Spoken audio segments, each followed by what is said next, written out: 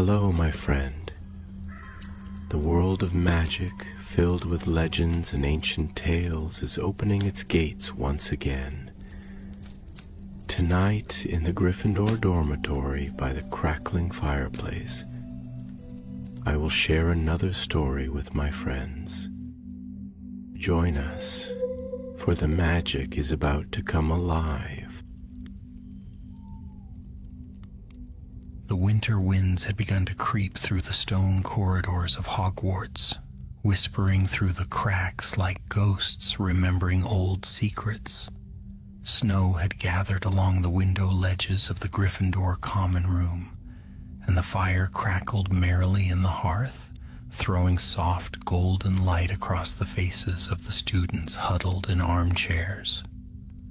Harry sat near the window, his homework forgotten, watching the snowflakes drift and spin beyond the glass. The castle felt quieter than usual, and though he couldn't have said why, he sensed that something was not quite right. It began with the torches. Late one evening, as Harry and Ron were making their way back from the library, Hermione having stayed behind to finish revising a charms essay, the torches lining the corridors flickered. Not the ordinary sputtering flicker that came when a draft crept through, but a strange, sudden flare of blue fire that spread like a pulse from one torch to the next. The air trembled faintly as though the castle itself had drawn breath. "Blimey," Ron muttered, stopping in his tracks. "That's not normal." Harry frowned, watching the blue fire fade back to its usual warm gold. "No, it isn't," he said quietly. The flame nearest them gave a soft hiss, and for just a heartbeat, Harry thought he heard a whisper, faint and quick, like Latin muttered under breath. They exchanged a look, half curious, half uneasy, before hurrying back to Gryffindor Tower. But by the next morning, whispers of the strange occurrence had already spread. Students spoke of staircases that had shifted when no one commanded them, of portraits whose eyes seemed clouded with light, of enchanted suits of armor, murmuring words no one could understand. Professor McGonagall dismissed the talk as seasonal instability in the castle's enchantments, but her tone was sharper than usual. Harry couldn't shake the feeling that something deeper was stirring. At breakfast, Hermione appeared with a stack of books nearly taller than her pumpkin juice. "I checked the records," she announced as she sat down beside them. The last time this kind of magic surge happened was nearly 50 years ago, around the time Dumbledore became headmaster. Ron looked up from his bacon. "So, what? You think he's doing it on purpose?" Hermione shook her head. "No, but it might have something to do with one of his older enchantments, something sealed long ago. Hogwarts has layers of magic, remember? Some of it goes back centuries." Harry glanced toward the high table. Dumbledore sat in his usual place, speaking softly with Professor Flitwick, his eyes twinkling behind his half-moon spectacles. He looked calm, almost amused, as though nothing at all were amiss. Still, as the morning wore on, the unease grew. That night, the trio gathered again in the common room. The fire was burning low, and most students had gone to bed. The room was silent, save for the faint ticking of the grandfather clock. "I think we should look into this," Hermione said, lowering her voice. "Properly, I mean. Not just talk." Ron sighed. "You mean go poking around the castle again? Because that's always worked out so well." Harry smiled faintly but nodded. "No, she's right. If Dumbledore knows something, he hasn't told us yet. And I'd rather find out before someone gets hurt." It was decided then. They would start with the library, naturally. Hermione suspected there might be old records of sealed spells or forbidden enchantments, and if Dumbledore had ever banned a type of magic, it would have been recorded somewhere. The following evening, they crept through the corridors beneath the cover of Harry's invisibility cloak. The castle was hushed, the moonlight slanting silver across the floors. When they reached the library, Hermione led them straight to the restricted section. "Honestly," Ron whispered, "I don't know why they even bother calling it restricted. It's practically our second home." Hermione rolled her eyes but smiled all the same. Her wand flicked lightly, and the lock on the gate clicked open. They slipped inside.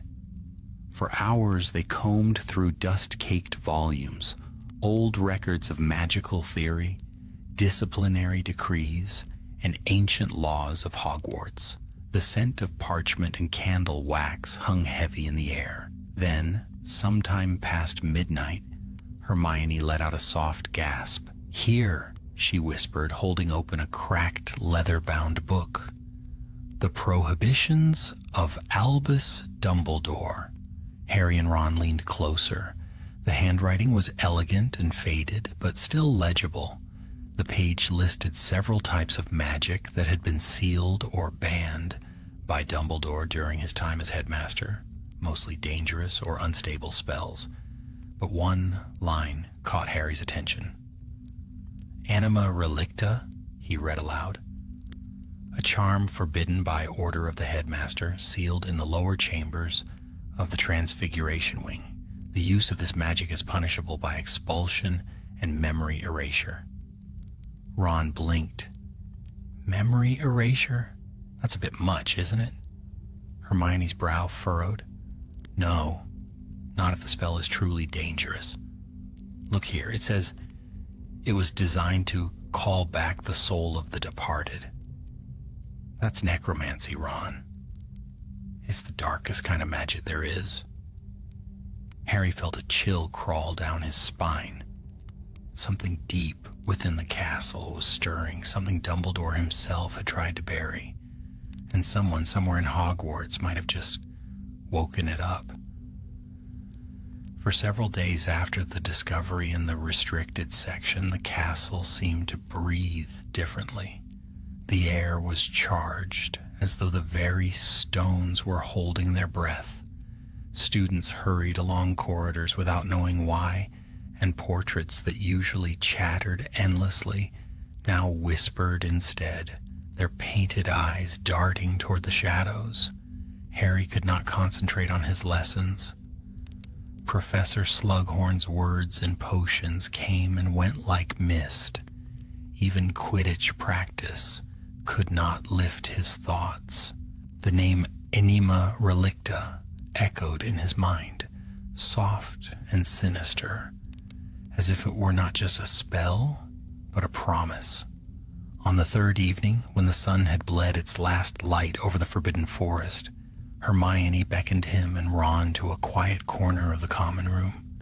She had spread a series of old maps across the table, borrowed or possibly filched from the library's archives. "Here," she said, tapping a finger on one parchment, "the lower chambers beneath the Transfiguration Wing. They're not on the Marauder's map. Probably sealed long ago." Ron leaned over, squinting. "You mean under McGonagall's classroom? That's mad. Why would Dumbledore hide something there?" "Because it was close to his old office," Hermione murmured. "Before he became headmaster, remember? He was Transfiguration professor. If he wanted to seal something quickly and safely, it would have been under his own domain." Harry studied the ink lines. The entrance was marked only by a faint rune, barely visible even under candlelight, a symbol shaped like a circle crossed by a single diagonal slash. It reminded him of something he'd seen once before in one of Dumbledore's memory vials, the mark of a lock that only opens to truth. That night they went to find it. The castle was utterly still. Even the staircases seemed to hold their place, unwilling to stir. Cloaked in invisibility, the three of them crept through moonlit halls until they reached the Transfiguration Wing. The corridor there was colder than the rest of the castle, as though the warmth of the fires refused to touch it. Frost glittered faintly along the base of the walls. Hermione whispered a charm for silence, and they descended a narrow staircase that wound downward in a slow spiral. The air grew heavy with the smell of dust and stone. Then they reached a door, massive, ancient, and sealed, with the same strange symbol carved deep into its wood. Revelio, Hermione breathed. The rune flared faintly blue and lines of script appeared around the frame, written in Dumbledore's familiar hand. None may pass who seeks to alter death. Harry stepped closer, heart thudding. So this is it. Looks like it. Ron's voice was barely more than a whisper.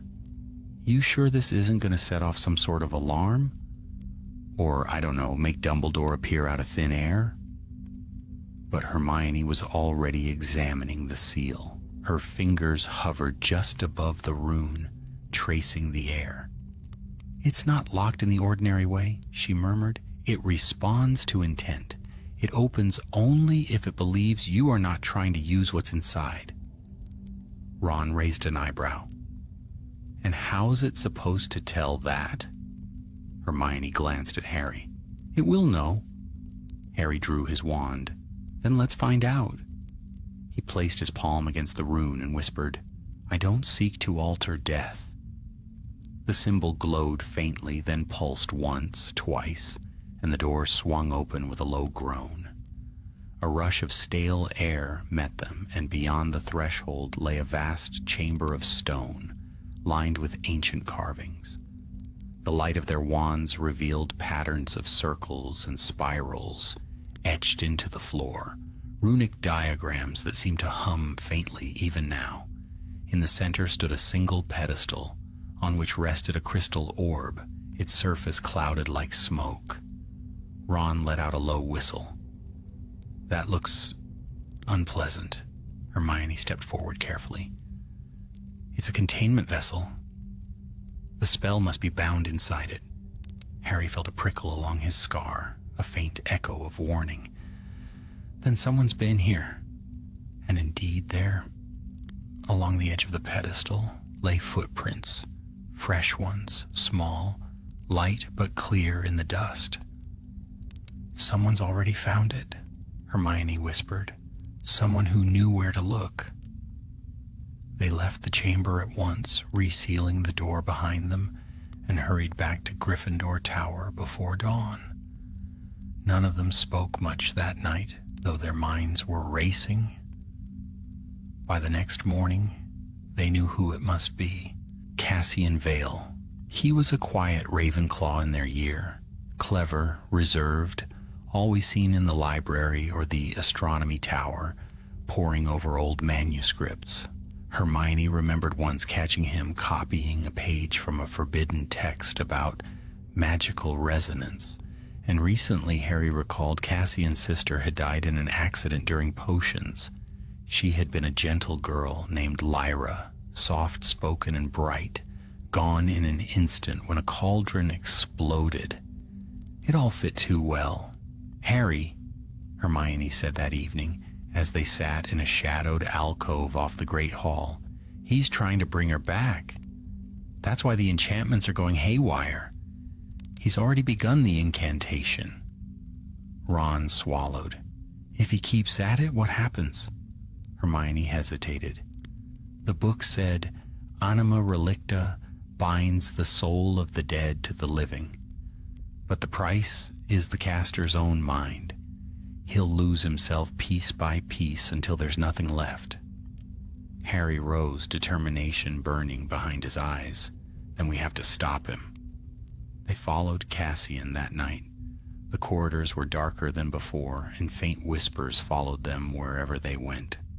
Once, a suit of armor shifted and spoke. Turn back, but they pressed on, In the lower Transfiguration wing, light gleamed beneath the sealed door they had opened before. Cassian stood inside, wand raised, tears streaking his pale face. The crystal orb pulsed like a heart. Harry stepped forward, but it was already too late. Cassian's voice rose in a chant that trembled with both grief and power. The air cracked open. The orb blazed with silver fire. A shape began to form within the light. A girl's face, fleeting and fragile, her eyes wide with sorrow. Lyra. Cassian, stop, Harry shouted, lunging forward, but the spell's pull was immense, dragging everything toward the center of the room. The walls shuddered, the carvings flared with ancient runes. Hermione and Ron clung to the doorway, calling out his name, but Cassian only wept. "I can't let her go," he cried. "I can't." Then, with a sound like breaking glass, the light exploded. The chamber convulsed with blinding energy, and all went black. When Harry opened his eyes, the air was filled with echoes, snatches of voices, fragments of time itself. He saw shadows of students from long ago walking through the corridor, their outlines flickering like candle flames. Hogwarts was no longer bound to one moment. The past and present had merged. Somewhere in that swirling chaos, a faint, broken whisper reached him. "Help me, please."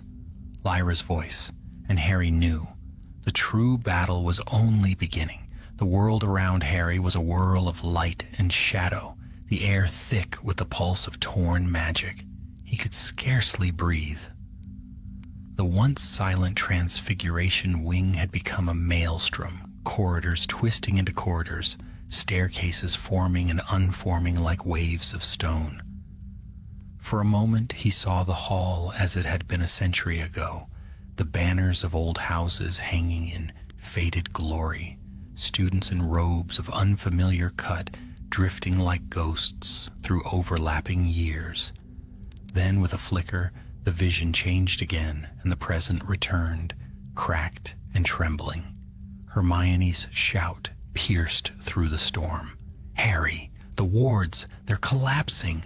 Ron hauled her backward from the threshold just as the door to the chamber slammed shut with a thunderclap. Sparks burst from the seams of the stone, and when the light faded, Cassian lay sprawled upon the floor, the crystal orb shattered beside him. Wisps of silver mist coiled around his hands, sinking into his skin. Harry knelt beside him. "Cassian, can you hear me?" The boy's eyes fluttered open, pale, distant, as though part of him were already elsewhere. "She's here," he whispered. "Lyra's here. I can feel her." Hermione looked at the remnants of the orb, her face pale. "He's bound her to himself. The spell worked, partly, but if we don't undo it soon, he'll fade completely." Ron swallowed. "Undo it how? We don't even know what he's done." Harry rose, his gaze steady. "Then we'll find out." They half-carried Cassian through the empty halls, careful to avoid the patrolling ghosts. The castle was wrong, too quiet in some places, filled with whispers in others. Once, as they passed the moving staircase, a figure stepped through the wall beside them, a professor long dead, his robes faintly glowing. He regarded them with unseeing eyes and murmured something in Latin before dissolving into mist. The three friends exchanged a glance. The boundary between life and death had indeed thinned. When they reached the infirmary, Madame Pomfrey gasped. "What in Merlin's name?" "Magic accident," Hermione blurted, guiding Cassian onto a bed. "We need Dumbledore." Pomfrey wasted no time. A silvery message left her wand, streaking toward the headmaster's tower like a messenger bird. Moments later, the great doors opened and Dumbledore entered. Calm, grave, his eyes gleaming behind the spectacles like twin stars of thought. He took one look at Cassian and sighed, a sound heavy with both sorrow and recognition. "Ah," he murmured, "so that is what the castle has been warning me of." Harry stepped forward. "Professor, we tried to stop him, but he—" Dumbledore raised a hand. "I know, and you were right to try."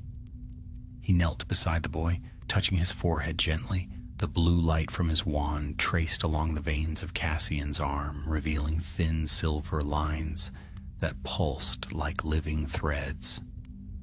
"Anima relicta," Dumbledore said softly. "The magic of soul binding. A tragedy each time it is used, for it springs from love, yet ends in ruin." Hermione's voice trembled. "Can it be reversed? Perhaps, but we must move carefully. If the bond is torn too quickly, both souls may be lost." Cassian stirred, his voice faint but urgent. "I can hear her. She's calling me. The castle. It's where she is." Dumbledore met Harry's gaze. "The disturbance is spreading. The veil between worlds grows thinner by the hour. You must find where the echo of Lyra's spirit lingers and bring it to me. Only then can I mend what he has broken." Ron frowned. "Us? Why not you?" Dumbledore smiled slightly. "Because the castle listens to you, Mr. Weasley. It has for some time, and it hides its truths from those who command rather than seek. Go. I will guard the boy." They left at once, guided by Hermione's spells and Harry's instinctive pull toward the strange disturbances. They began their search. The corridors flickered between times, sometimes filled with the murmur of students from another age, sometimes silent and empty. The paintings spoke in riddles, offering fragments of memory rather than answers. In the great hall, they found the ghost of the Grey Lady waiting by the high windows, her silver form shimmering in the mingled light of torches and moon. "You seek the lost one," she said quietly, her voice like wind through glass. "She wanders where grief was strongest, the place of her passing." Hermione nodded. "The potions dungeon." The Grey Lady inclined her head. "Beware, for the boundary is weak there. Not all spirits wish to be freed." They descended into the dungeons. The air was cold enough to mist their breath, and the smell of burnt herbs and scorched metal lingered still. The shattered remains of Lyra Vale's cauldron had never been removed, only sealed behind a shimmering charm. As they entered, that barrier dissolved at their approach. Harry felt it at once, a pressure, soft and sorrowful, like a sigh pressed against his chest. Then came the whisper, "Cassian." A figure coalesced before them, a girl of pale light, her face both beautiful and broken. Lyra's ghost looked upon them with eyes full of longing. "Please," she said, "tell him to stop. He's calling me back, but I don't belong there." Hermione took a step forward, her voice gentle. "Lyra, he did it because he loves you. He couldn't let go." The spirit shook her head. "He doesn't understand. The spell binds more than he knows. If he keeps me near, he'll lose himself and I'll be trapped between." Harry's jaw tightened. "Then we have to end it." Lyra's form flickered, growing dimmer. "The bond lies where his heart first broke, in the astronomy tower." Her voice wavered. "Hurry, before the castle forgets which world it belongs to." She vanished, leaving only silence. They ran through the corridors once more, the walls shifting like tides of stone. When they reached the tower, dawn was breaking, casting pale gold across the battlements. The air shimmered with remnants of the forbidden magic, forming strange lights that hung like stars. At the center stood Cassian, though he had been left behind, or rather his echo, an image drawn from the spell's unraveling. The real Cassian still lay in the infirmary, but the bound part of his soul had come here to finish what it had begun. "Cassian," Harry called, raising his wand. "Listen to me. She doesn't want this." The apparition turned, his eyes hollow. "I promised her I'd find her." Hermione whispered, "He's inside his own magic. We have to reach him through it." Harry took a step forward, the tower's wind tugging at his robes. "You already found her," he said softly. "She's waiting, but not to return. She's waiting to be free." For a heartbeat, something in Cassian's face changed. Then the sky above them cracked with lightning, the torn barrier between life and death trembling as if alive. 1,000 voices echoed, old, young, lost. The castle groaned. Hermione lifted her wand, shouting an incantation Harry did not recognize. The air surged with light, weaving around Cassian's image, binding it. "Harry, now!" He understood without needing to be told. He thought of Lyra, her kindness, her smile, her plea, and then of Cassian's desperate love. Holding both in his heart, he spoke the counter-charm Dumbledore had once used to close the Deathly Hallows gate. The world blazed white. When the light dimmed, Cassian's echo was gone. Only silence remained, deep and trembling. And far below in the infirmary, Cassian Vale opened his eyes. For the first time in weeks, they were truly his own. The castle sighed, a long, low breath. And for the first time since the night of the blue flames, Hogwarts was still. But the wind that moved through its corridors carried a whisper only Harry heard. Some magic never truly dies. The calm that followed the storm was uneasy, like silence after thunder. The castle, though outwardly unchanged, held a breathless stillness, as if the ancient stones were listening, wary of what had passed. Snow fell again over the towers and battlements, muffling sound and softening the light. The enchantments that had gone awry were settling, yet faint traces of silver flickered now and then in the corners of the corridors, like echoes, reluctant to fade.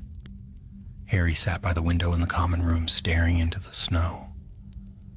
The fire was low, and most of Gryffindor slept, unaware of how close the castle had come to ruin. His thoughts wandered to Cassian Vale, now resting under Dumbledore's watch. The boy had spoken little since awakening. He ate what he was given, responded when addressed, but otherwise seemed distant, like a man listening to music no one else could hear. Hermione came quietly to sit beside him, a book under her arm. "You're not sleeping?" she said softly. Harry smiled faintly.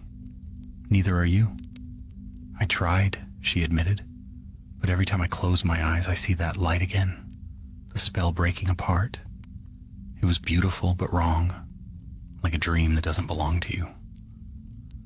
Ron approached, wrapped in a blanket, hair sticking up like a startled owl. "You two are mad. I dreamed of roast chicken and woke up to find you whispering about ghosts. Can we not have one quiet night?" But before either could answer, a soft pop echoed near the hearth. Dobby appeared, his eyes wide and shining. "Harry Potter, sir," he gasped, clutching his thin fingers together. "The headmaster is asking for Harry Potter at once, sir. And Miss Hermione and Master Weasley, too." They exchanged glances. Something in the elf's tone, an edge of fear beneath the usual eagerness, set Harry's heart racing. "Where?" Harry asked, rising at once. "In the headmaster's office, sir. Urgent it is." Dobby felt the walls whisper. They followed without delay. The castle corridors were dim and shadowed, the torches burning low. Even the portraits seemed uneasy, their painted inhabitants murmuring in hushed voices. The gargoyle guarding Dumbledore's office leapt aside before they spoke a word, and the spiral staircase carried them upward in silence. Dumbledore was waiting beside the fire, his robes deep blue, his face lined with the quiet gravity that came before difficult truths. Fawkes perched beside him, feathers glowing faintly with golden warmth. "Professor?" Harry asked. "Is Cassian—" "Alive," Dumbledore said gently, "and free in part. But the binding has left scars deeper than I had feared." He motioned for them to sit. "You three have done what few could. You have undone a magic designed to defy nature itself. Yet in doing so, you have awakened something older than the spell." Hermione frowned. "Older?" Dumbledore nodded. "Every forbidden magic draws its power from a place between worlds, a realm of echoes.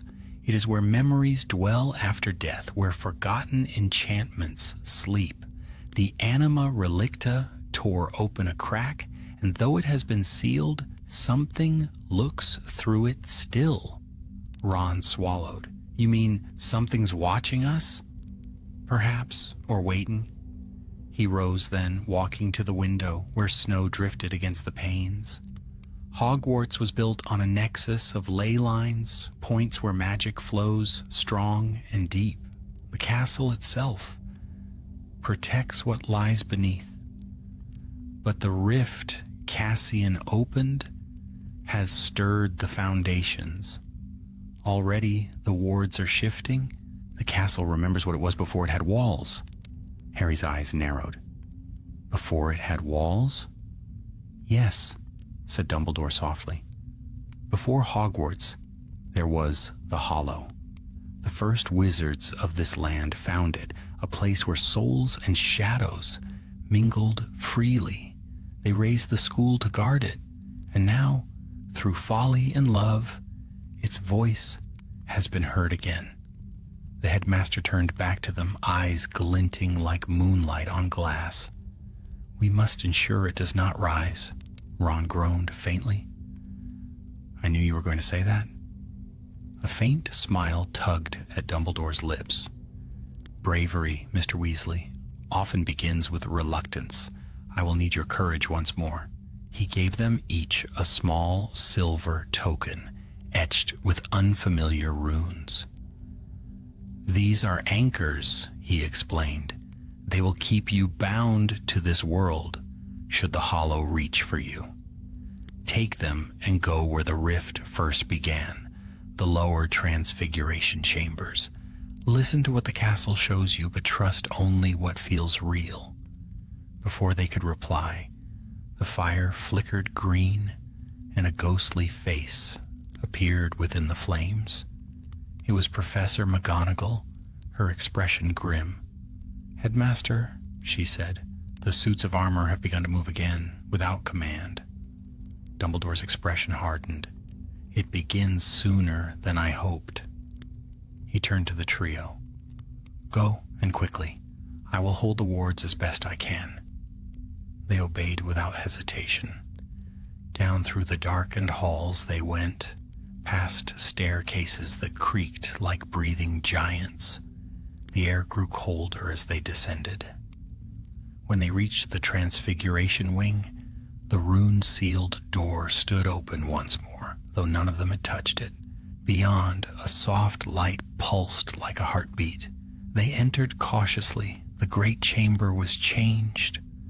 What had been stone now shimmered like glass, reflecting scenes that were not there. Harry saw himself as a first year, small and uncertain.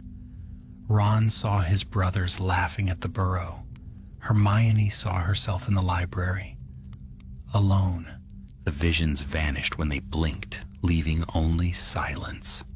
"It's the Hollow," Hermione whispered. "It's seeping through the walls." From the center of the room came a faint whisper, neither voice nor sound, more like a thought pressed into the air. One has been called. One must answer. Ron took a wary step back. I vote we don't answer. But Harry was already moving forward. He felt the weight of the silver token in his pocket, its warmth steady against his palm. Show yourself, he said firmly. We're not afraid. The air thickened. Shadows gathered in the shape of a figure, tall, cloaked, featureless but for 2 points of pale light, where eyes should have been. It spoke, its voice echoing through the chamber like wind through stone. You carry the scent of forbidden magic, it said. Who dares disturb the hollow? Harry stood his ground. We came to close what should never have been opened. A low sound like laughter but older drifted from the darkness. Close it? You cannot close what was never sealed. The magic your headmaster forbade was born from this place. The spell Anima Relicta was merely a whisper of our song. Hermione's eyes widened. You mean Dumbledore didn't create the seal? He copied it? The figure inclined its head. He sought to protect your world, and so he bound ours beneath it. But bindings fade, and memory forgets. One act of love broke what his wisdom could not hold, Ron muttered. You mean Cassian? His grief was the key, the voice said, and now the hollow remembers. The walls shuddered, and the floor beneath them glowed faintly, revealing the vast runes beneath Hogwarts itself, rings upon rings of ancient script pulsing with life. The figure began to fade, its final words echoing long after its form was gone. The castle cannot protect you forever. The living and the lost will meet again. Then silence. Hermione exhaled shakily. We have to tell Dumbledore. But when they turned back toward the door, it was gone. Only a solid wall of stone remained. Harry lifted his wand, but no spell moved the barrier. The light from their wands flickered uncertainly, casting long, trembling shadows. Somewhere deep beneath them they heard the groan of the earth, slow and distant like something vast awakening. And in that echo, faint but unmistakable, came a voice none of them expected to hear again. Harry? Cassian Vale's voice. Only now it was coming from the darkness below. The sound of Cassian's voice froze them where they stood. It came not from the walls nor the air, but from beneath their feet, a trembling whisper that seemed to rise through the very stone. Harry felt the hairs on his arms lift, his wand tightening in his grip. Hermione's breath caught, and Ron stepped back toward the sealed wall, his face pale as milk. Harry? The voice came again, clearer this time, strained and hollow. Help me. I can't see the light. For a heartbeat, none of them spoke. Then Harry crouched, pressing his hand to the runes glowing faintly in the floor. The lines of ancient script pulsed under his palm like veins. He could feel something beyond the stone, movement, life, fear. He's down there, Harry said, his voice low but steady. Not in body. The spell left a piece of him behind. Hermione swallowed hard. Then the hollow has claimed a part of his soul. The binding wasn't just broken, it tore. Ron frowned, glancing at the rune-lit walls. And if it's got part of him, what happens if we go after it? What if it wants us too? Harry stood, determination setting in his eyes. We can't leave him there. Not when it's our fault he tried the spell in the first place.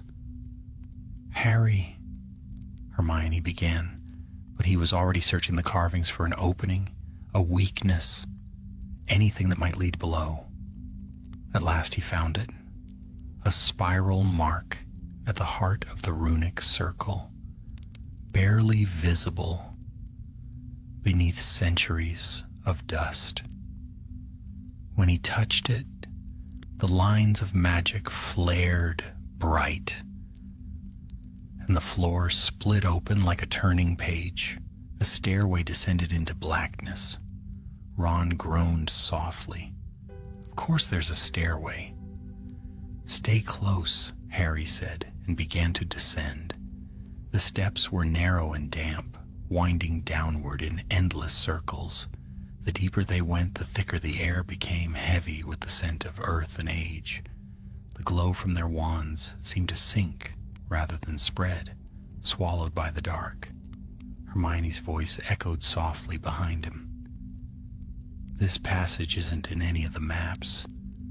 It must be older than the castle itself.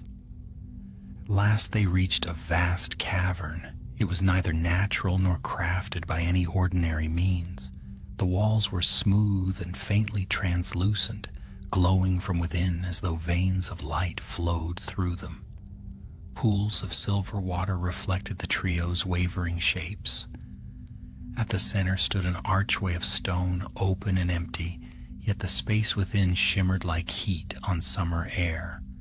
Harry knew, without being told, that this was the Hollow. From within the archway came a slow whisper of wind carrying fragments of sound, laughter, weeping, echoes of long-lost voices. The air itself seemed alive, and beneath its murmur came that same voice again, Cassian's, trembling with pain. "Harry, please, it's cold." Hermione stepped forward, her eyes wide with both awe and terror. "It's not a place," she murmured. "It's a boundary, the space between the living and the dead." Ron shuddered. "And he's stuck in it." Harry took a slow breath. "Then we bring him out." Before either of his friends could stop him, he stepped into the faint glow of the archway. Instantly, the world shifted. He was no longer standing on stone, but upon mist. The cavern dissolved into a twilight landscape, shadows of Hogwarts flickering like reflections on water. Shapes drifted in the distance, translucent figures, repeating the motions of life they no longer lived. Some turned their heads toward him as he passed, faces lost in fog.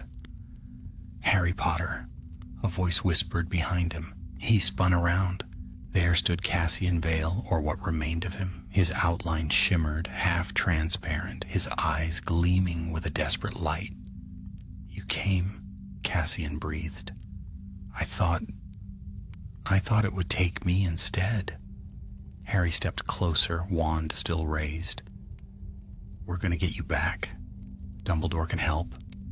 Cassian shook his head. "It's too late for that. The Hollow knows me now. It calls to the parts of me that still belong to her." "To Lyra?" Cassian's voice trembled. "She's here too. I can hear her. But she isn't herself. The Hollow twists what it touches." A sound rose then from the mist, soft at first, then growing, a chorus of whispers that mingled grief with longing. From every side, faint figures began to gather, drawn by the spark of Harry's living magic. They moved like smoke, eyes glimmering faintly, reaching out ghostly hands. "Harry!" Hermione's voice echoed from the other side of the archway. "Get back! The boundary's closing!" But Cassian's hand shot out, gripping Harry's arm. His touch was cold as winter water. "You have to help her," he pleaded. "She's trapped deeper in. The Hollow feeds on her, on what's left of her soul. It won't let her go unless I stay." Harry met his eyes. "There's another way." Cassian shook his head, sorrow burning in his gaze. "If you pull me out, she's lost forever." The mist thickened, and from it emerged a new figure, slender, pale, with hair like silver flame. Lyra Vale stood before them, her face calm, her eyes infinite pools of sadness. "Harry," she said softly, "let him go." Cassian turned toward her, agony in every line of his ghostly form. "No, I can't lose you again." "You already did," she whispered, reaching to touch his cheek. "But love isn't meant to chain what has passed. The hollow keeps what belongs to it. You must live. He trembled, torn between them. Behind him the shapes of the hollow stirred, shadows shifting like tides, voices rising in a single wordless cry. The archway began to flare with blinding light, its edges shaking. Hermione's voice was distant now, barely audible through the roaring wind. "Harry, the gate, it's collapsing." Harry acted without thinking. He seized Cassian's hand and pulled, pouring every ounce of will he had into the effort. "You're not staying here," he shouted over the storm. "She wouldn't want that." Lyra's figure reached forward, her ghostly hand brushing Cassian's. For one brief, luminous instant, the hollow stilled. Then she smiled, a smile full of peace, and whispered, "Thank you." The light broke. Harry fell backward through the archway, the force throwing him hard onto the stone floor of the cavern. Ron and Hermione were beside him at once, dragging him clear as the arch cracked and shuddered. From within, a burst of silver mist erupted, streaming upward toward the ceiling before fading into nothingness. When the light finally died, Cassian lay unconscious beside them, solid, breathing, alive. The hollow was silent once more. They carried him back through the winding stair and up into the castle. The walls were calm now, the flickers of magic gone. It was as if the castle itself sighed in relief. In Dumbledore's office, the headmaster listened without interruption as they told him all that had passed. His face was grave, but when they spoke of Lyra's final words, a quiet sadness softened his expression. "She was wise," Dumbledore said at last. "Wiser than many who live. The hollow has been sealed again, but such magic leaves marks that never fade entirely. You have seen what it means to love beyond life, and why I forbade it." He turned to the window where dawn was breaking over the snow-clad grounds. "Some magic tempts even the best of us because it promises what we most desire, but it is not ours to command. Remember that, all of you?" Harry nodded, though his heart was heavy. Outside, the sun rose, spilling light across the towers and the frozen lake. The castle glowed gold, peaceful once more, and somewhere far below in the deep and dreaming dark, the hollow slept again, waiting for another voice to call its name. The snow thickened over the coming days, drifting in soft curtains across the windows of the great hall. Hogwarts settled once more into its ancient rhythm. Lessons resumed, laughter returned, and even the ghosts seemed lighter in spirit. Yet for Harry, Hermione, and Ron, the peace felt fragile, like a charm stretched too thin. They knew what slumbered beneath the castle's stones, and that knowledge pressed on them like a secret they could never fully set down. Cassian Vale remained in the hospital wing under Dumbledore's watchful care. Though his body had healed, his eyes often strayed to the window as if he saw something beyond it, something the rest could not. Dumbledore spoke with him often, sometimes in quiet tones, sometimes in silence. No one knew what passed between them, but the headmaster's face grew more thoughtful with each visit. One evening, when the torches burned low and the snow lay deep against the walls, Dumbledore summoned Harry alone to his office. The summons came not through owl or message, but through Fawkes, who appeared at Harry's elbow in a flare of gold and scarlet fire. Without a word, the phoenix turned and vanished again, leaving only a single feather glowing faintly on the common room floor. Harry followed the call. When he entered the office, Dumbledore was standing beside the pensive, its silvery contents swirling lazily. "Ah, Harry," he said softly. "I thought you might come." Harry hesitated. "You wanted to see me, sir?" "I did," said Dumbledore, his eyes kind but grave. "There are truths that must be shared before they have the chance to twist into fears." He motioned toward the pensive. "Will you look?" Harry nodded, stepping forward. The world tilted, and the familiar pull of falling through thought carried him into another time. He landed in a chamber not unlike the one beneath the Transfiguration Wing, but brighter, cleaner. The air shimmered with magic. At the center stood a young Dumbledore, his hair auburn, his robes dark green, holding a wand over a glowing circle of runes. Beside him knelt a girl scarcely older than Harry himself, her face pale and fearful. She tried to call her brother back. The younger Dumbledore was saying to another figure, a man in long robes of midnight blue. The spell answered her, but not as she wished. The hollow took both of them until I sealed it. The other wizard, older and gaunt, nodded. "Then the magic must be hidden, Albus. No one must know of it." "I will ensure it," Dumbledore said quietly. "It is too cruel a hope to leave in reach of those who grieve." The memory shifted, years passing in a blink. Harry saw the same Dumbledore, now headmaster, inscribing the final seal that locked the hollow away. As he worked, he murmured words Harry could not quite hear, but when the runes flared blue, a whisper brushed his ear, faint and cold. "Even you cannot silence what was born from longing." The vision ended. Harry gasped, finding himself once more in Dumbledore's office. The headmaster watched him with an expression that mingled pride and weariness.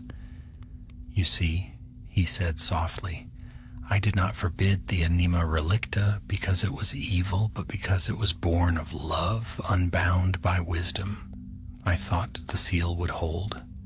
Yet time and pain have a way of finding what we bury." Harry's voice was quiet. "So the hollow? It's been there all along." "Yes, sleeping, and now it remembers. What you faced, what Cassian awakened, it was only a shadow of what it once was." Harry frowned. "A shadow?" Dumbledore turned to the window, where the snow had stopped falling, and the moon shone pale over the frozen lake. "Long ago, when magic first came to these lands, wizards were not separate from the echoes of the dead. They drew power from memory itself. The hollow was their bridge between life and loss. But when men began to love more fiercely than they could bear, they tried to command that bridge to make it serve their grief. Thus, the hollow became a hunger, a realm that feeds upon the yearning of those who cannot let go." He turned back, his eyes twinkling faintly despite the gravity of his words. "It stirs again because the world above is full of sorrow. War looms, Harry. The darkness you and I both know too well stirs hearts to despair, and despair is the hollow's oldest call."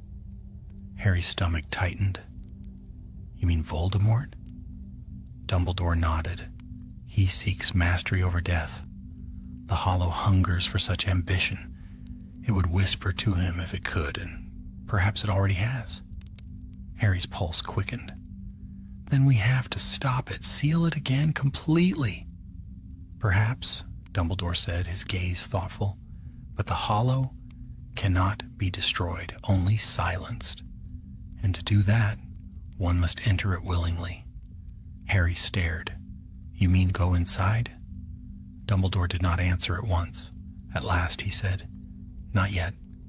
For now, it dreams. But if it wakes again, we will have little choice." He smiled faintly then, as though to soften the weight of his words. "Go, Harry, rest. There will be time enough for burdens when the morning comes." Harry left, his mind heavy with what he had seen. The castle was quiet as he walked the corridors back to Gryffindor Tower. Moonlight slanted through the tall windows, glimmering on the frost. But as he passed the old Transfiguration wing, he paused. The door there, sealed and still, gave a single, faint tremor, as though something beyond it had breathed. He waited, heart thudding, but the silence held. Perhaps he had imagined it. He turned away, but as he did, a whisper brushed the air behind him, soft as falling snow. "The Hollow remembers." The words faded as quickly as they came, leaving only the steady echo of his footsteps. By morning, life at Hogwarts seemed ordinary once more. Classes resumed, laughter returned to the corridors, and the great hall rang with chatter and clatter. But for Harry, the sense of unease lingered. He found himself glancing often toward the windows, half expecting to see the silver shimmer of the Hollow's light in the distance. Hermione noticed, of course. "You're brooding again," she said one afternoon in the library, closing her book with a sigh. "If Dumbledore said it's contained, then it's contained." Harry smiled, though it didn't reach his eyes. "That's what worries me." He said the same thing 50 years ago. Ron looked up from a game of wizard chess, frowning. "You think it'll come back?" Harry hesitated. "Not yet. But something tells me this isn't over." And as he spoke, a cold wind stirred through the room, fluttering the pages of the open books. Far off, in the depths beneath the castle, a faint hum began once more, low and steady like the heartbeat of something vast and waiting. That night, as the students slept and the snow fell softly outside, the floor of the forbidden chamber trembled once again. A single crack spread across the runes of the seal, glowing faintly blue. And somewhere beyond the walls of Hogwarts, in the shadowed reaches of the world, a figure cloaked in darkness paused in his march and turned his head eastward toward the castle. He smiled, for he had heard the Hollow's whisper too. Winter deepened, and Hogwarts seemed to slumber beneath its weight. The snow lay thick upon the towers, muting sound and softening every shape, while the lake froze over until it shone like black glass beneath the moon. The students welcomed the stillness, for it promised safety and routine. Yet to Harry, the hush of the castle felt too perfect, too complete, as though the silence itself were listening. Since that night in Dumbledore's office, dreams had troubled him. Each one began the same way. He stood upon the edge of the lake, the ice smooth and endless before him. A crack would form underfoot, and from that fissure rose a whispering wind. Sometimes he thought it spoke his name, other times he heard another, Lyra, Cassian, even Dumbledore. Then the ice would shatter, and he would wake with the cold lodged deep in his chest. It was after one such dream that he went walking before dawn. The corridors were deserted, filled only with the dim flicker of torches and the low creak of settling stone. He moved without aim, following a restlessness he could not quiet. When he reached the entrance hall, the great doors stood ajar.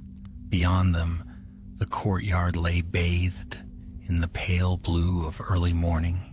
Snow had fallen again in the night, and every footstep Harry left seemed to echo louder than it should. As he crossed toward the gates, something flickered at the edge of his vision, a movement by the frozen fountain. He turned sharply, wand raised. There, standing upon the rim of the fountain, was Cassian Vale, or rather, what looked like him. The boy's figure was pale, almost translucent, and his eyes gleamed with a faint, silvery light. Frost clung to his hair and shoulders like a crown. "Cassian?" Harry whispered. The apparition smiled faintly. "You can hear it too now, can't you? The call beneath the stone." Harry stepped forward, heart hammering. "You're not real. You're an echo." Cassian said gently. "A memory the Hollow left behind. But I carry its message." Harry's grip tightened on his wand. "What message?" "That the Hollow is waking, and it will not sleep again." Cassian's voice was both sorrowful and serene, as though he no longer feared what he had once unleashed. "The crack grows, Dumbledore's seal weakens, and when it breaks, the dead will not return as they were. They will hunger." The sky above the castle darkened, though the sun had barely risen. Harry felt the cold settle deep into his bones. "Why are you telling me this?" "Because you are bound to it now. You touched the Hollow and lived. It knows your name." The apparition's form began to fade, snow drifting through it as though through smoke. "When the time comes, you must choose to silence it or to answer it." Then he was gone, leaving only the stillness of dawn and the faint crackle of frost. Harry stood unmoving for a long moment, the weight of the words sinking into him like ice through stone. When he finally turned back toward the castle, he saw Dumbledore standing in the doorway, his expression unreadable. "You saw him, didn't you?" the headmaster said quietly. Harry nodded. "He said the Hollow is waking." Dumbledore's eyes clouded. "Then it begins." He motioned for Harry to follow him back inside. The corridors seemed darker than before, the portraits watching them with wary eyes. When they reached the safety of the headmaster's office, Dumbledore spoke without preamble. "The seal below the castle is breaking. I have felt it for days, though I hoped it was only memory." He drew a parchment map from a drawer and spread it upon the desk. It was no ordinary map.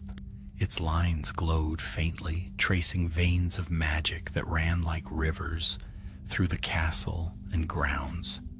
At the very center, a deep blue mark pulsed slowly. "The rift," Dumbledore said. "When Cassian opened the Hollow, it connected to every old enchantment in this place. Now those enchantments strain to contain what lies below. We have little time." "What can we do?" Harry asked. "Prepare," Dumbledore said. "And remember, the Hollow feeds on emotion, not will. Fear it, and it grows stronger. Pity it, and it listens. Only calm can silence it." Hermione and Ron were summoned soon after. When they heard what had happened, Hermione grew pale but resolute. "Then we have to reinforce the seal," she said. "We'll need every protective charm in the library." Ron managed a grim nod. "And I'll keep an eye on the suits of armor. If they start walking again, I'm running the other way." For 2 days they worked in secret, studying every ancient spell of binding and protection they could find. The library's restricted section became their refuge once more, its dust and darkness familiar companions. Hermione traced runes until her hands cramped. Ron memorized incantations until his eyes crossed. Harry barely slept, drawn again and again to the thought of the rift beneath them, the dark pulse of magic that never truly ceased. On the third night, the ground shuddered. The torches along the corridors flared blue, and a deep groan echoed through the walls. The castle awoke. Students poured from their dormitories in confusion and fear. The portraits cried warnings, and ghosts darted through the halls in panic. Harry, Hermione, and Ron ran for the Transfiguration wing, wands blazing. The sealed door was no longer sealed. It hung open, light spilling from within, cold, white, and endless. As they entered, the familiar chamber had transformed. The runes on the floor burned bright, and at their center yawned a fissure of light. Within that crack, something moved. Dumbledore was already there, standing before the breach, his wand raised, his face calm but stern. "Stay back," he said, his voice cutting through the chaos like steel. "The Hollow tests us. It seeks a voice. From the rift rose a sound that was not a sound at all, a vibration that hummed in the bones, filled with longing and loss. Shadows took form. Within the light, faces, countless faces, all reaching, all whispering the same thing. Release us. Harry's heart clenched. He saw his parents there, fleeting and faint, their eyes full of love and sorrow. He heard his name on their lips. For one breath, one unbearable moment, he wanted to step forward and take their hands, but Dumbledore's voice broke through the pull. "Do not answer," he cried. "They are memories, not souls. The hollow deceives with what you most desire." The light flared brighter, fighting against his words. The runes around the fissure cracked, sparks flying. The air itself began to tear. Hermione shouted over the roar, "We can't hold it, Professor." Dumbledore's eyes gleamed with fierce resolve. "Then we must not hold it. We must contain it within ourselves." He lifted his wand high, tracing a vast circle in the air. Silver fire sprang from its tip, wrapping the fissure in light. "Together," he called, "lend me your strength." Harry stepped forward, his wand joining Dumbledore's, then Hermione's and Ron's. The combined spell blazed white, weaving around the rift like a net of stars. The voices within screamed, then faded, drawn downward into silence. The fissure shrank, the light dimmed, and at last the chamber was still. When it was done, Dumbledore lowered his wand slowly. The glow faded from his face, leaving him pale but steady. "It sleeps again," he murmured, "but not forever. One day it will stir, and others will stand where we stand now." Harry met his eyes.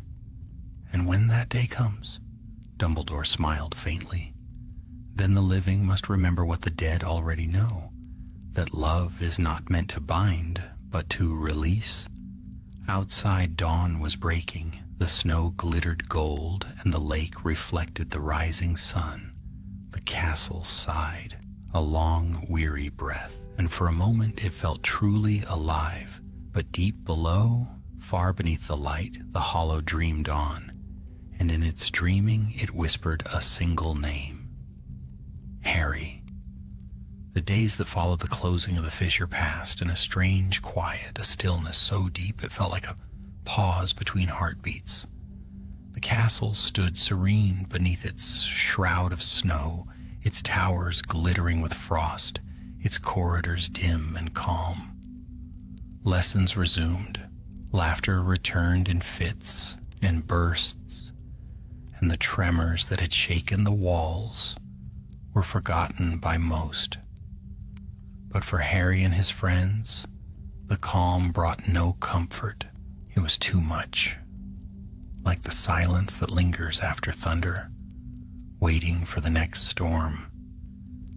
Harry could still hear the whisper in his dreams. It did not frighten him now. It beckoned instead, soft and sorrowful, speaking his name with the ache of familiarity. Sometimes when he woke before dawn, he thought he could feel the castle breathing around him, the stones themselves warm beneath his fingertips, as if they remembered his touch from that night. Hermione noticed the faraway look in his eyes, but said nothing for days. At last, one evening in the library, she closed her book with a firm snap. "You're listening for it again," she said. Harry didn't deny it. "It's not gone. I can feel it." "Dumbledore said the hollow is sealed," she reminded him, but her voice lacked conviction. "You helped seal it." Harry gazed toward the frosted windows. "Sealed isn't the same as silent." Ron looked up from his pile of notes and sighed. "If that thing's talking to you, tell it to shut up and let us have a normal term for once." Hermione frowned, though a faint smile tugged at her lips. "Ron's right, for once. You can't dwell on it. The hollow feeds on attention." "I know. Harry murmured, "but sometimes it feels as if it's not trying to lure me, it's trying to warn me." The words hung between them like a shadow. That night, Harry dreamed again. He stood in the courtyard beneath a sky filled with falling stars. The snow beneath his feet glowed faintly, and from the frozen fountain rose a voice, not Cassian's, not Lyra's, but one older, deeper, like the echo of the earth itself. The seal weakens because the heart that bound it falters. He turned, searching the dark. What does that mean?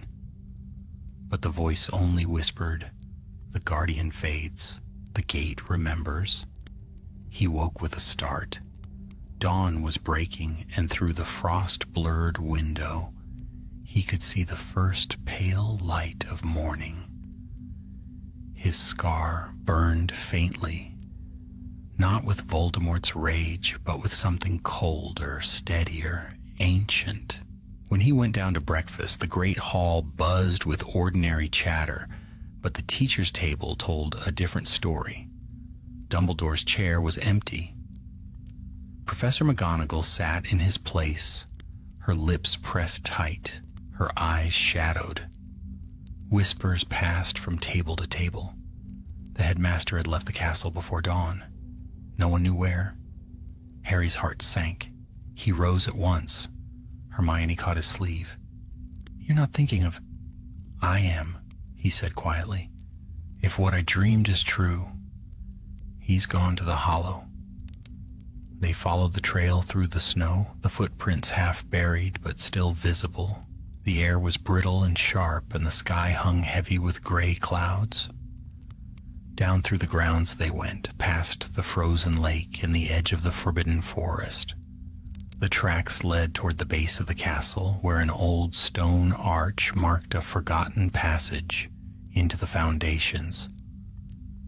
The doorway was unsealed. Inside, the air pulsed faintly with power. "Brilliant," Ron muttered. "He's gone down there alone." "That's just what you want to do after nearly getting eaten by magic shadows." Hermione's eyes were wide. He must be trying to strengthen the seal, but why alone? Harry didn't answer. He stepped inside. The descent was steeper than he remembered, the stones slick with frost. Light glimmered far below. A candle's glow, steady and golden. They reached the chamber, and there Dumbledore stood at its heart, wand raised, the circle of runes burning bright around him. But something was wrong. The headmaster's face was drawn and pale, his eyes shadowed with exhaustion. The air trembled with the strain of the magic he was wielding. "Professor," Harry cried, "you can't hold it alone." Dumbledore turned, his expression calm, though his voice was faint. "Ah, Harry, I rather thought you would come." "Let us help you," Harry said, stepping forward, but the headmaster lifted his free hand. "No, this is not your burden." His wand traced a circle in the air, the light swirling around him like a halo. "The Hollow draws strength from what is unguarded in the heart. To face it is to face oneself." The chamber darkened as though a cloud had passed through the stone. A faint hum filled the air, and from the runes at Dumbledore's feet rose mist. Shapes flickering in and out of form. Harry saw faces there, old and young, strangers and familiar figures. The students who had perished at Hogwarts over the centuries, the ghosts who had chosen not to leave. And at the center of them all, a vast shadow loomed. It had no form, only a voice that filled the air. "Why do you resist, Albus Dumbledore? You built the seal. You made the gate. You knew it would not last." Dumbledore stood his ground. "Because the living must live in the light, not in the echo of what they have lost." The shadow shifted. "Then surrender the light to me, and I will end your pain." The headmaster's expression softened with something like sorrow. "No, pain pain is proof of love. I will not trade it for oblivion." The shadow recoiled, and the runes flared brighter. The walls shuddered, dust falling like snow. Hermione grabbed Ron's arm, pulling him back. "He's using his life to seal it," she whispered. Harry stepped forward, heart pounding. "No!" Dumbledore looked up then, his eyes meeting Harry's with that familiar warmth, the same look he had given him after every trial, every loss, every victory.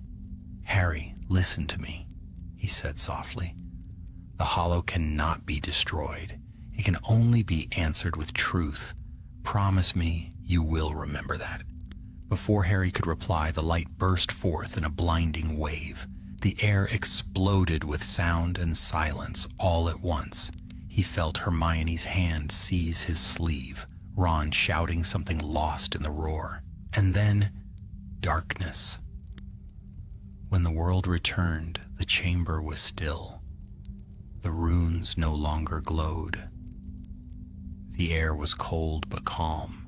Dumbledore lay at the center of the floor, his wand beside him, his robes dusted with frost. His chest rose and fell faintly, alive, but barely. They rushed to him. Hermione knelt, pressing a hand to his wrist. "He's breathing," she whispered. "But his magic. Oh, Harry, I think he's given it to the seal." The walls hummed softly, a deep, gentle sound like the heartbeat of the castle itself. The Hollow slept again, silent at last. Dumbledore's eyes fluttered open. He smiled faintly. "Ah, still here, are we?" Harry leaned close, relief flooding him. "You did it. It's over." "For now," Dumbledore murmured. "But remember, Harry, the Hollow is not evil. It is a mirror. What it shows depends on the one who gazes within." He closed his eyes, drifting into sleep. As they carried him back through the winding passage, the castle seemed to breathe easier, the torches burning steady and warm. Yet as Harry glanced once over his shoulder, he thought he saw, deep within the stone, a faint blue light pulsing like a heartbeat, a reminder that even in peace, the Hollow remembered. For many days after that night, Hogwarts was wrapped in a hush unlike any it had known before. The castle itself seemed to grieve, its corridors filled with a quiet too deep to be natural. Even the portraits spoke in murmurs, their painted eyes dim with worry. Professor McGonagall had assumed Dumbledore's duties while he lay resting, and though she carried herself with her usual stern grace, everyone could see the shadow of fear behind her composure. Dumbledore lived, but only barely. Madame Pomfrey could heal his body, yet his magic was another matter. It had been poured into the runes beneath the castle, binding the Hollow once more. The light had left his eyes.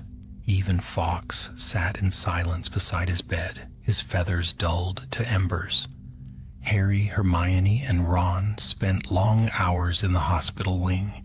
The headmaster's face was pale and drawn, his breath faint, but sometimes he would stir, his lips moving as if reciting something only he could hear.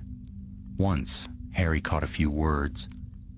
"The mirror remembers and waits." No one understood what he meant. Outside, winter was breaking. The snow melted in shining streams, and the first hints of green began to show across the lawns. But the thaw brought no peace.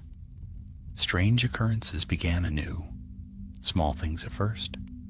Books fell from shelves with no wind to move them. Suits of armor shifted their stance when no one watched. Whispers wound through the halls at night, soft and uncertain, as if the castle itself was dreaming aloud. Then came the vision. It was near midnight when Harry woke in his bed, his scar tingling faintly. A light shone against the curtains, a pale, flickering glow. For a moment he thought it might be moonlight. Then he saw the shape standing beside his bed. Cassian Vale, Not the ghostly echo he had seen in the courtyard, but the real Cassian alive, his expression drawn tight with fear. His eyes, however, gleamed faintly blue. "Harry," he whispered, "it's calling again." Harry sat up at once. "What is?" Cassian's voice trembled. "The hollow. I can hear it in my dreams. It says the seal is wrong, that something was left inside that doesn't belong." Before Harry could speak, Hermione stirred in the next bed, and moments later Ron was awake too. Within minutes they had gathered in the dim common room, firelight dancing across their faces. "What do you mean, left inside?" Hermione demanded. Cassian ran a trembling hand through his hair. When Dumbledore sealed the hollow, he used his own magic to close it. But magic that powerful doesn't vanish. It stays, trapped in the seal itself. The hollow has found it. Harry felt a chill creep through him. "You mean it's feeding on Dumbledore's power?" Cassian nodded. "It's learning from it. And if it grows strong enough, it won't need grief or longing anymore. It will be able to reach through the veil on its own." Ron muttered a curse under his breath. "We only just fixed the thing, and now it's learning?" "Brilliant." Hermione rose, pacing before the fire. "We have to tell McGonagall." "No," Cassian said sharply. "If anyone tries to interfere, it will react. The seal is bound to Dumbledore's magic. It listens to him alone, but he's too weak now to command it." Harry met Cassian's gaze. "Then we need to go back. If we can find what's wrong with the seal, maybe we can stabilize it before it breaks again." Hermione hesitated, but at last she nodded.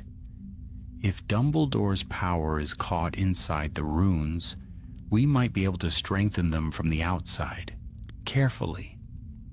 They went that same night. The corridors were dark, the torches dimmed to faint glows. A storm was building outside, the wind moaning across the windows.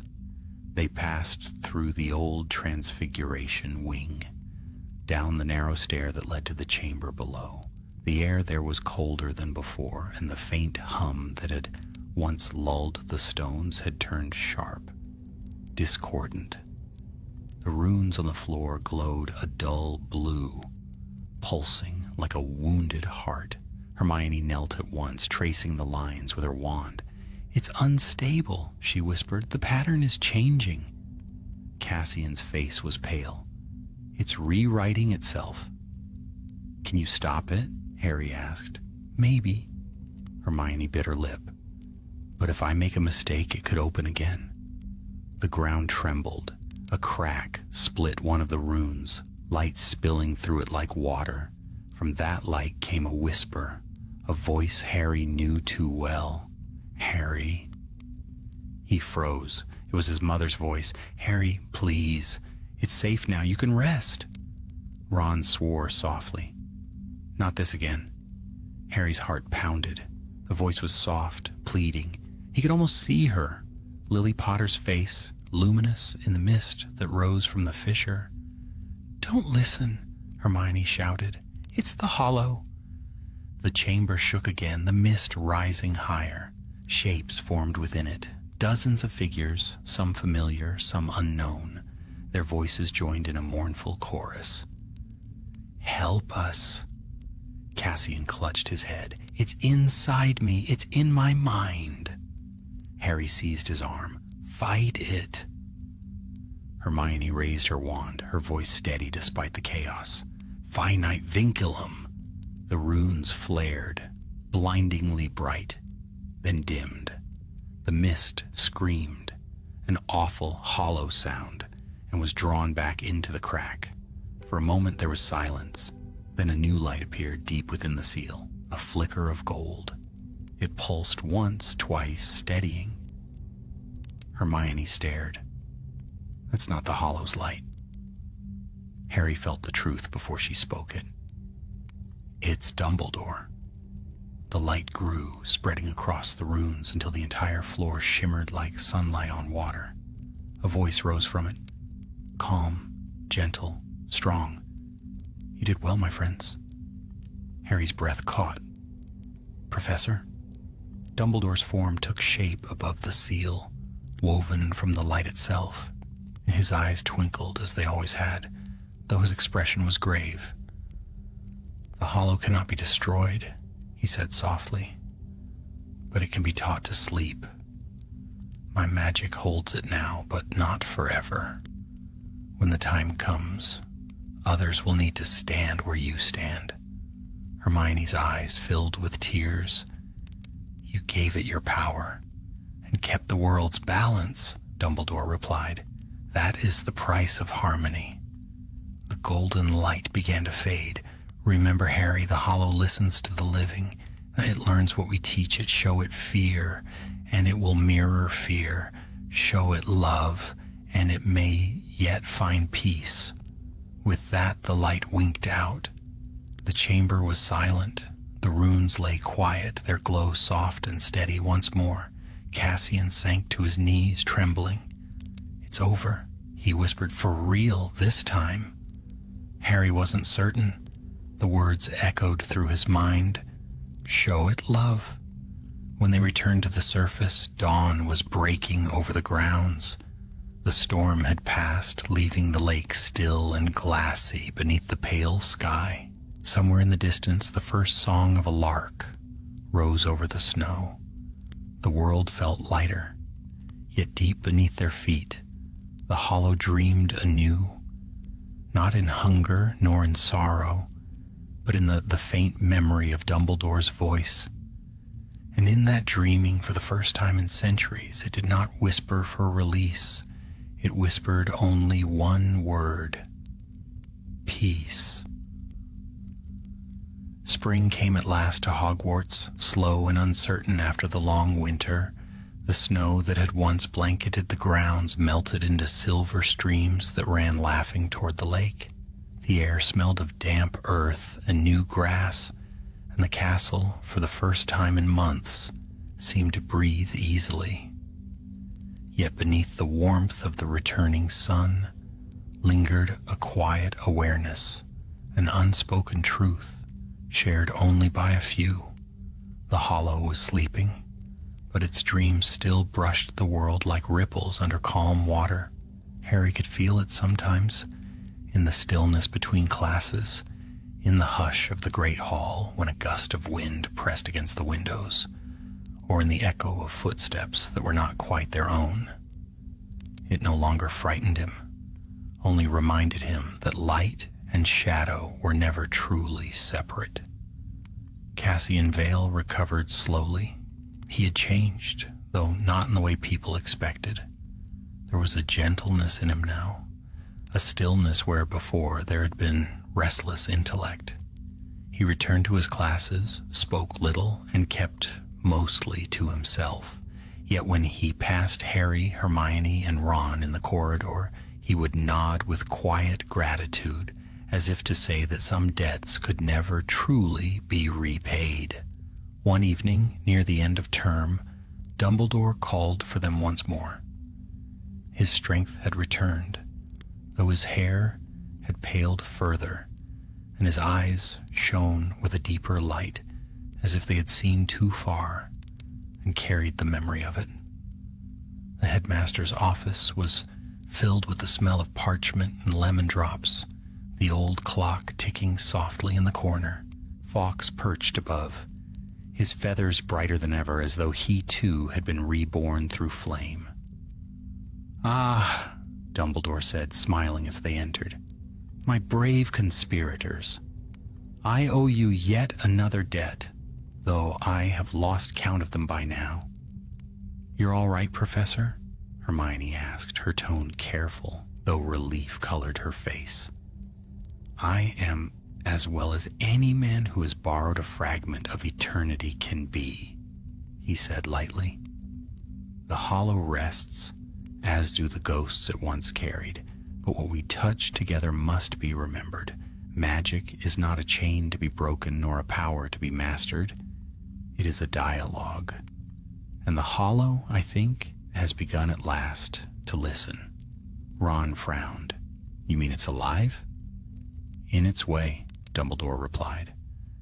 Everything born of human longing has life.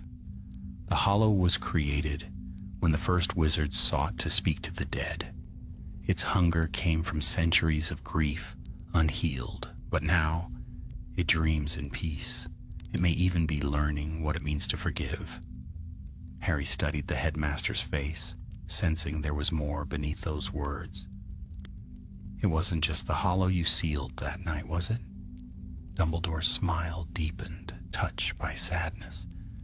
No, I sealed away a part of myself, the part that once believed wisdom alone could govern love. You taught me otherwise, Harry, you and your friends. Even the smallest act of compassion can shape the oldest magic. Hermione's eyes shone. Then maybe one day, no one will ever have to fear it again. Perhaps, Dumbledore said softly, but remember, peace is not the absence of darkness.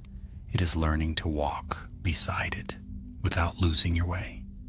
For a long moment they sat together in silence.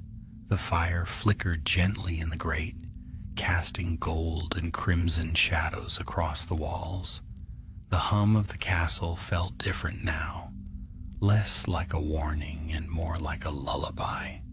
Then Dumbledore rose, his expression brightening. Enough of heavy matters. There is much to celebrate after all. The term draws to an end, and Gryffindor stands, as ever, on the verge of victory. Ron grinned. So you're saying we've got the House Cup again?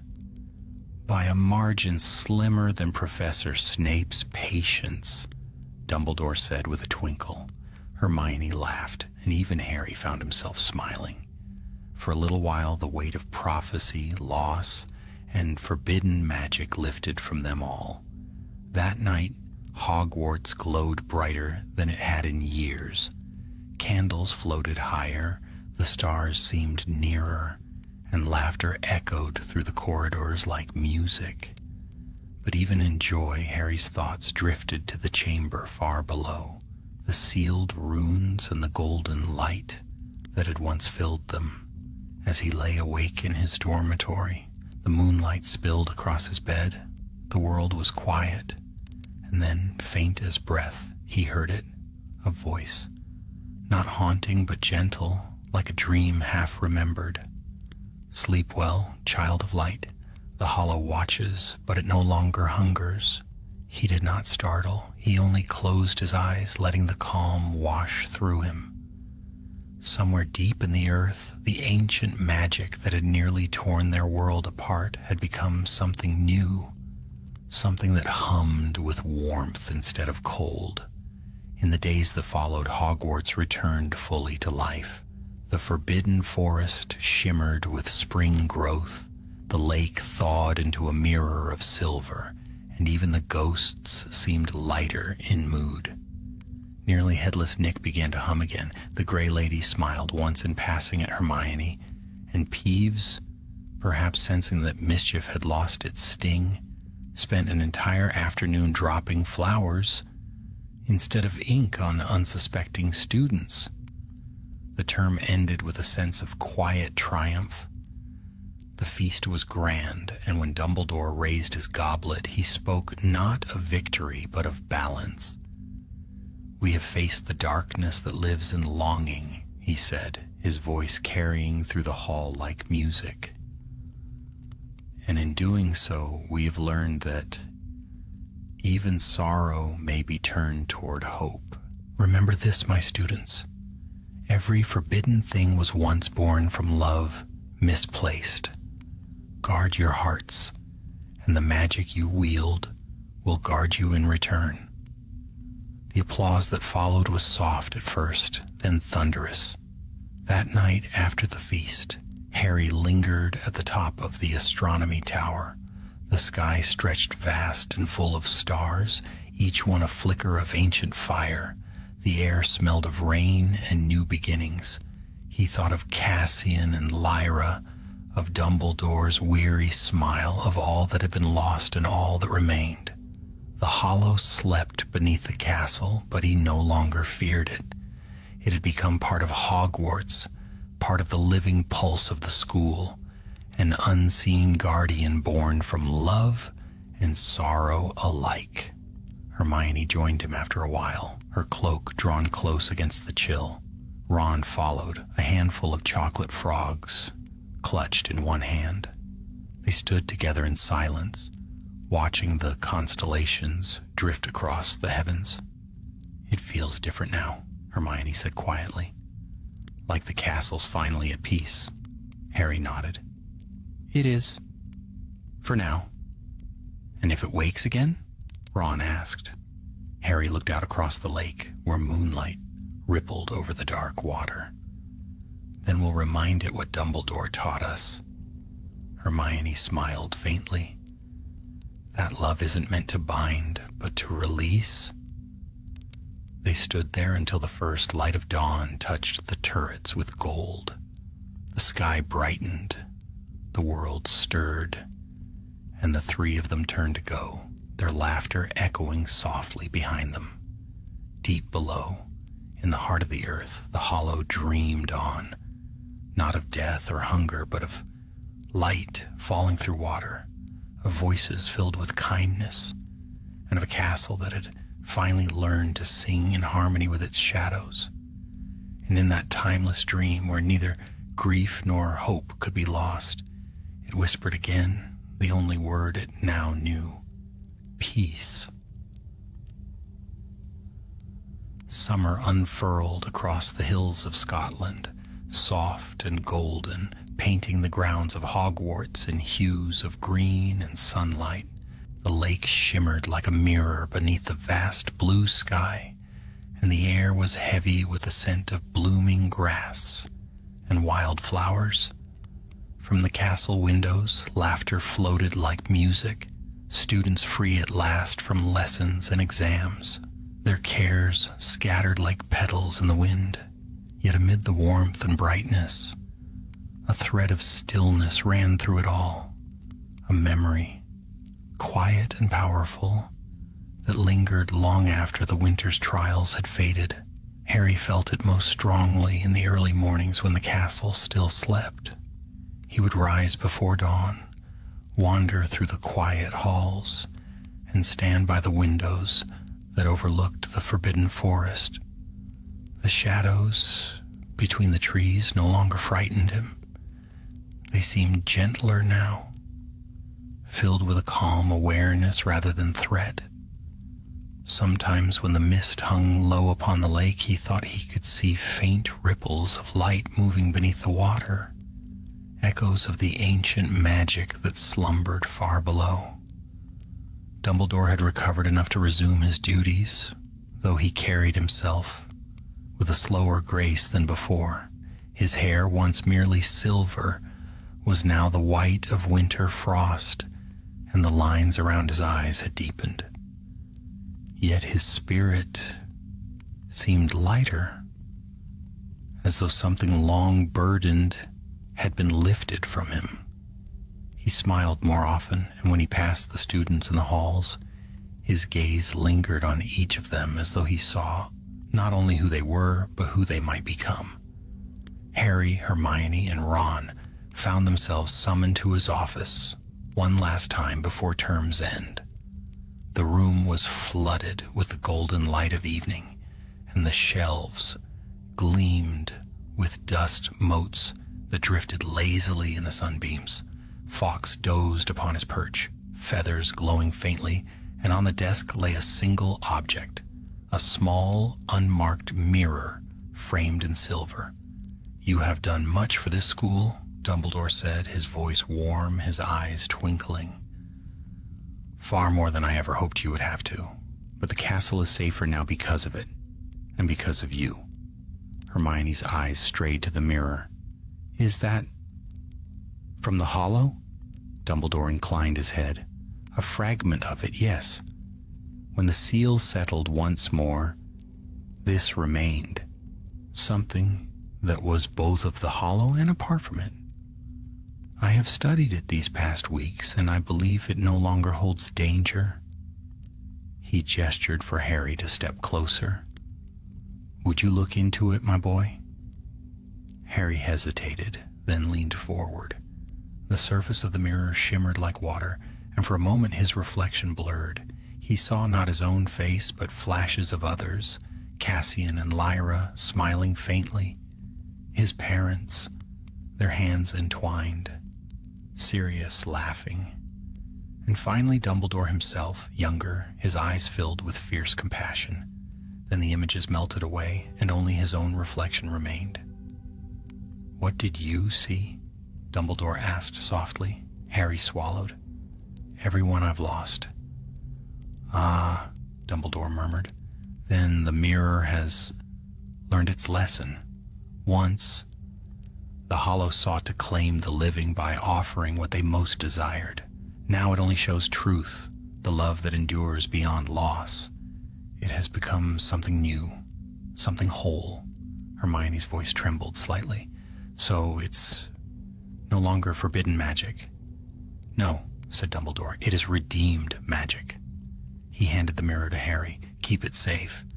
Not as a weapon, nor as a shield, but as a reminder. Even the darkest spell may be turned toward the light when met with understanding." Harry nodded, tucking the mirror carefully into his bag. Ron cleared his throat, awkward but earnest. "Does this mean we won't have any more midnight trips to ancient chambers filled with evil spirits?" Dumbledore chuckled. "One may always hope, Mr. Weasley. Yet I suspect life rarely grants us such peace for long." They laughed together then, and for a moment, the heaviness that had lingered since winter melted away entirely. As they left the office, the evening light spilling across the marble staircase, Hermione turned to Harry. "Do you think the Hollow will ever wake again?" Harry paused, glancing back toward Dumbledore's door. "Maybe one day.